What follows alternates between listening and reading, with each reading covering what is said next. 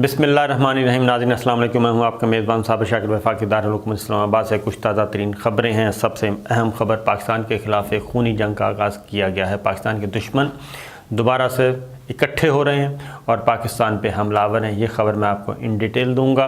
ये कौन कर रहा है, क्या कर रहा है, और पाकिस्तान को जो सबक सिखाने का कहा गया था, चैलेंज दिया गया था कि क्या उस पर शुरू हो चुका है, और क्या ये इम्पोर्टेड कंपनी जो है, इम्पोर्टेड कंपनी के आने के बाद तो कहा गया था जनाब सारे हालात ठीक हो जाएंगे, बिल्कुल फ़िक्र ही ना करें।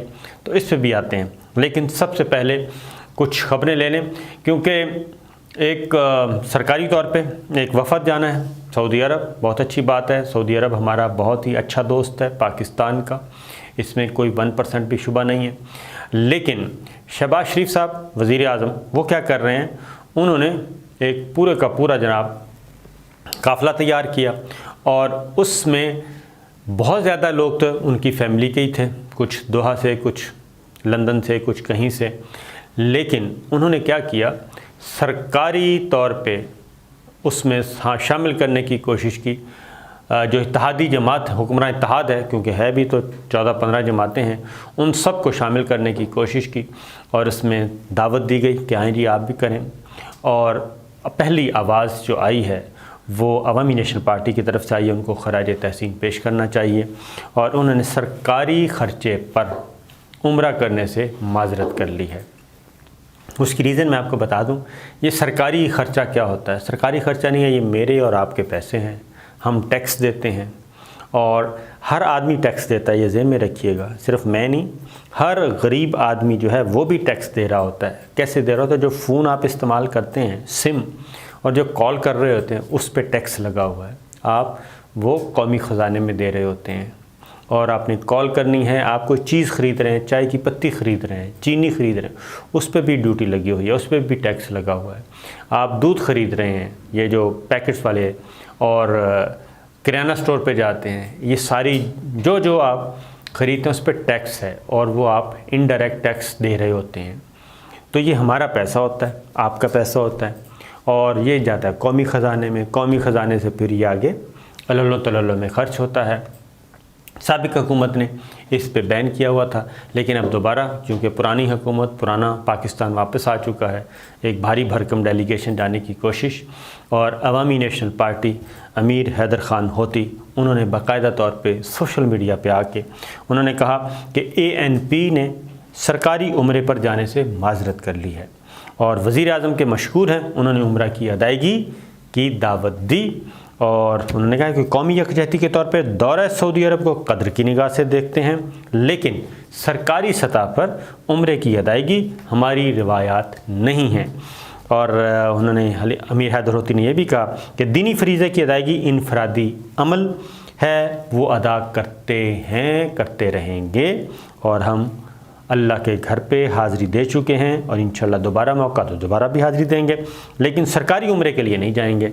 और उम्मीद है कि हुकूमत कौमी यकजहती के लिए सियासी क़यादत को एतमाद में लेगी। और ये उन्होंने वाज़े तौर पे कहा 28 तारीख़ को जाना है, यानी कि कल वो जाएंगे। 28, 29, 30 3 दिन का विज़िट है। और मैं आपको बता भी चुका हूँ कि PIA का जहाज़ जो मांगा गया था, अब उसमें रद्दोबदल की गई है। क्या किया गया है, उसमें पूरा का पूरा शेड्यूल था और PIA का जहाज़ मांगा गया था, फिर वो ख़बरें आना शुरू हो गई, फिर उसको रद्द किया गया और उसी जहाज़ ने इन सब को सैर करवानी थी। लिहाजा वो, मेरा ख़्याल है कि अब शायद प्रेशर सोशल मीडिया पर आया, वो लेटर लीक हो गया। जिसने यहाँ से जाना था मदीना मुनव्वरा से उसने जद्दा आना था, जद्दा से फिर इस्लामाबाद आना था।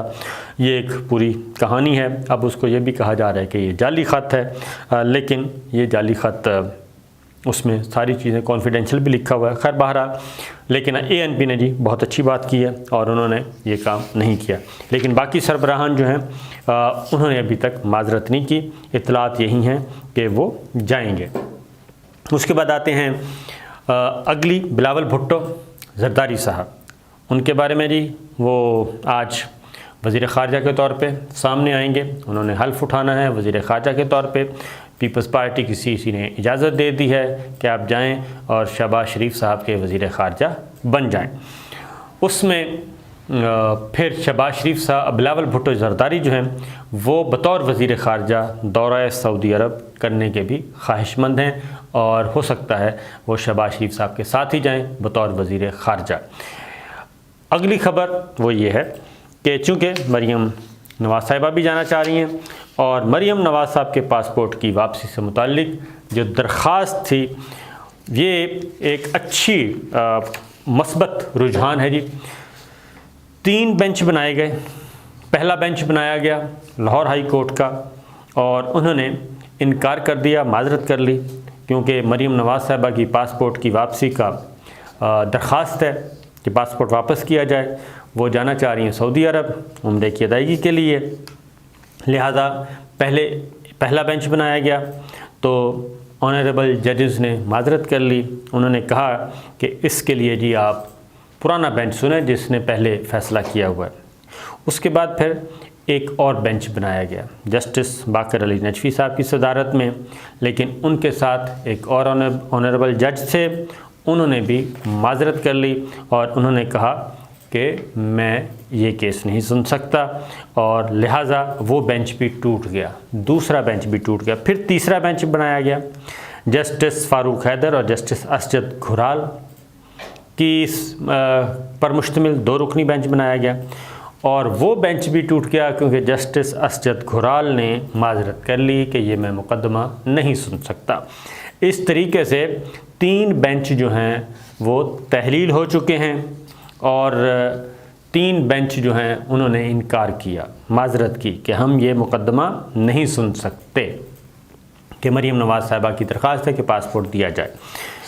अब अब इस पे हम कोई ऐसा नहीं करेंगे, लेकिन लग ये रहा है कि कुछ ना कुछ है, कोई दबाव है, कोई प्रेशर है, क्या है जिसकी वजह से ऑनरेबल जजेस माजरत कर रहे हैं इस मुकदमे को सुनने से। अब नया बेंच तश्कील दिया गया है, चौथा जस्टिस अली बाकर नजफ़ी साहब और जस्टिस सरदार अहमद नईम साहब पे नया बेंच तश्कील दिया गया है। वो फिर आज इस मुकदमे की समाअत करेगा। उसकी रीज़न मैं आपको बता चुका हूँ कि जो सरकारी तौर पे जो लेटर लीक हुआ है उसमें ऑलरेडी मरीम नवाज़ साहिबा का नाम शामिल है और वो जा रही हैं उम्रे के लिए जाना चाहती हैं। तो दरख्वास्त अभी पेंडिंग पड़ी है, लेकिन सरकारी तौर पे जो है लेटर सरकारी ख़त में उनका नाम मौजूद है उन लोगों में जिन्होंने जाना है जी सऊदी अरब शहबाज शरीफ साहब के साथ। तो ये सूरत हाल है। बहरहाल अब देखते हैं कि आज क्या है, लेकिन एक अच्छी चीज़, अच्छा रुझान ये है कि अब आला अदलिया में भी जजेस जो हैं ऑनरेबल जजेस वो ये समझते हैं कि नहीं इस तरह नहीं चलेगा, तो लिहाजा वो भी रजिस्ट कर रहे हैं। अगली जो सबसे अहम ख़बर है जी वो है चौधरी निसार अली ख़ान। चौधरी निसार अली ख़ान साहब के बारे में मैंने आपको पहले भी बताया था।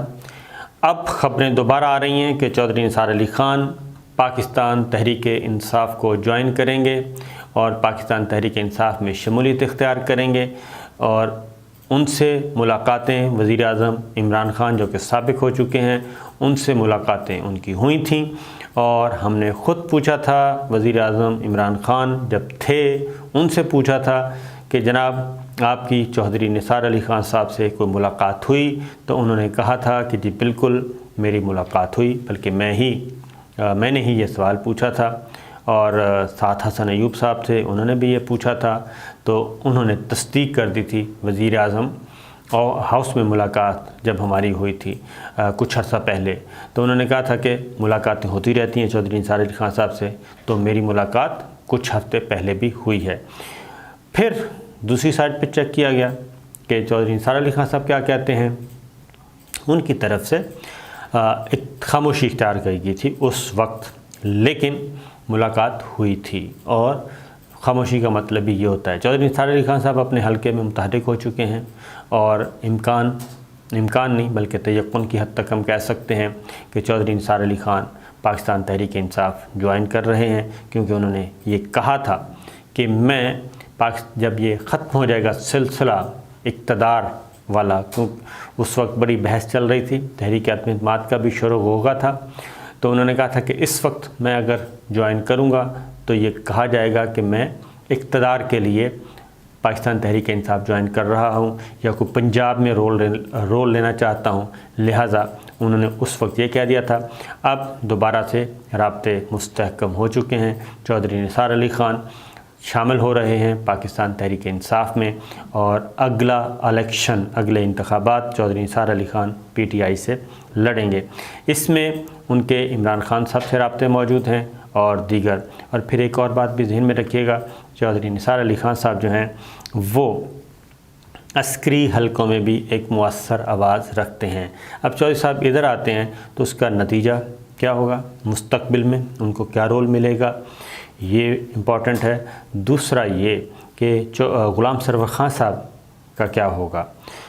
एक इत्तला ये है कि ग़ुलाम सरवर ख़ान साहब जो हैं अगर चौधरी निसार साहब PTI में ज्वाइन करते हैं तो फिर ग़ुलाम सरवर साहब नून लीग में चले जाएंगे। लेकिन एक और इत्तला भी है, वो ये है कि दोनों के हलके, क्योंकि दो हलकों से ये पिंडी के जो 2 हलके हैं, दोनों हलकों में ही चौधरी निसार साहब भी इलेक्शन लड़ते हैं और ग़ुलाम सरवर साहब भी लड़ते हैं। एक ये भी है कि दोनों के दरमियान पैचअप करवा दिया जाए, एक हलका तकसीम हो जाए, एक दूसरे के मद्दे मुकाबल लड़ने के बजाय एक हल्के में चौधरी साहब आएँ, एक हल्के में ग़ुलाम सरवर साहब आएँ। क्योंकि ग़ुलाम सरवर साहब ने ये कहा था कि मैं अगर चौधरी निसार साहब PTI में आते हैं तो फिर मैं पार्टी छोड़ दूँगा। तो ये भी है एक इम्पॉर्टेंट डेवलपमेंट है। इससे नुकसान किसको होगा। अब चौधरी निसार अली ख़ान साहब का एक बात बता दूं कि वो अकेले नहीं हैं, उनका एक मुअस्सर धड़ा है।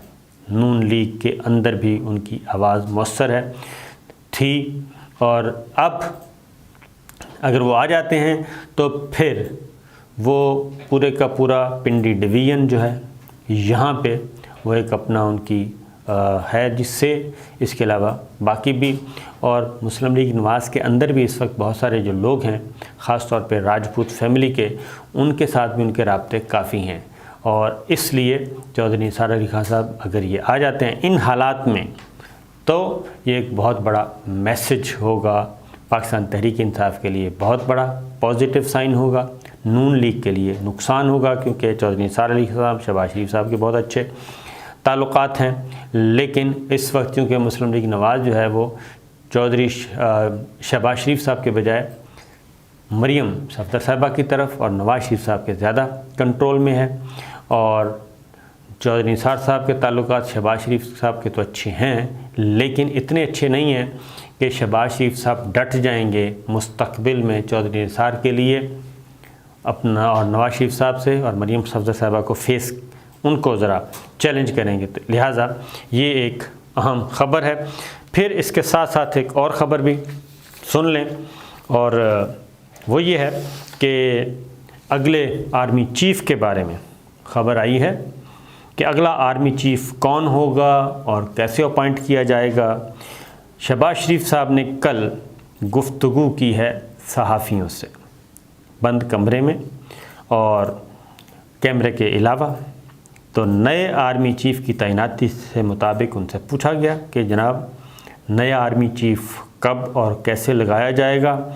तो उन्होंने कहा कि नए आर्मी चीफ़ की तैनाती कवायदो ज़वाबत के मुताबिक करेंगे। अब ये सवाल ये पैदा होता है कि नवंबर में उनकी अपॉइंटमेंट है और अभी से वो कह रहे हैं कि हम कवायदो ज़वाबत के मुताबिक करेंगे। और इसके पीछे कौन सा राज है और ये बात उन्होंने इस वक्त क्यों की कि अभी तक तो कोई ऐसा इंदिया नहीं मिल रहा और कोई ऐसी गारंटी नहीं दी जा सकती। तो एक और भी, एक तो आर्मी चीफ़ के बारे में उन्होंने बताया और दूसरा ये कहा कि लेटर गेट जो कि मेमो है खुफिया मरासला, उस पर उन्होंने कहा कि हम कमीशन बनाने का सोच सकते हैं। मैंने आपको पहले खबर दी थी कि बातचीत चल रही है कमीशन बनाने की, लेकिन असल मसला है कि TORs टर्म्स ऑफ रेफरेंस वो क्या होंगे, उसका दायरा कार क्या होगा।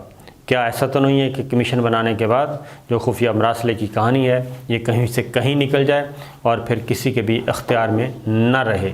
तो बहरहाल ये है एक ख़बरों की कहानी। जी आपको मैंने कहा अहम ख़बरें हैं आपको बता दूं, तो इजाज़त दीजिए। अल्लाह हाफ़िज़।